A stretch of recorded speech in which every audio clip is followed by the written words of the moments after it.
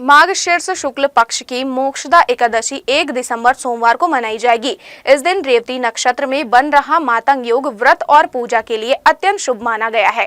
धार्मिक मान्यता है कि इस एकादशी के व्रत से पापों का नाश होता है और दान पुण्य से पितरों को मोक्ष मिलता है। इसी दिन भगवान कृष्ण ने अर्जुन को कुरुक्षेत्र में गीता का उपदेश दिया था, इसलिए इसे गीता जयंती भी कहते हैं। भक्तजन गीता पाठ, भजन कीर्तन और विष्णु पूजा करते हैं। पुराणों में वर्णित कथा के अनुसार वैकानस नामक राजा ने इस एकादशी का व्रत रखकर उनका पुण्य अपने पितरों को समर्पित किया, जिससे वे नरक से मुक्त होकर मोक्ष को प्राप्त हुए।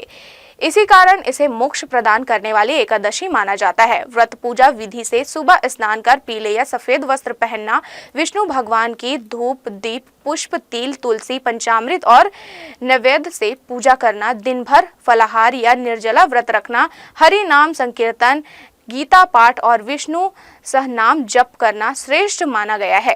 रात्रि जागरण के बाद द्वादशी को ब्राह्मण भोजन और दान दक्षिणा देकर व्रत का पारण करने से पूर्ण फल की प्राप्ति होती है। 1 दिसंबर को सोमवार का एकादशी व्रत है। इस दिन मोक्षदा एकादशी है और जो मोक्षदा एकादशी मातंग या रेवती नक्षत्र है, मातंग योग्य है।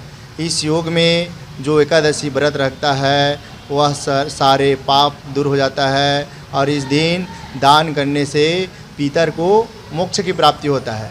और इस दिन भगवान कृष्ण ने अर्जुन को गीता उपदेश दिया है और इस दिन एकादशी को गीता जयंती भी मनाया जाता है। यह पौराणिक स्थिति में जब भगवान युधिष्ठिर राजा वैख नाम के राजा हुआ, जिसके निद्रा से जागा, उस दिन ये मोक्षदा एकादशी व्रत का रखा गया है।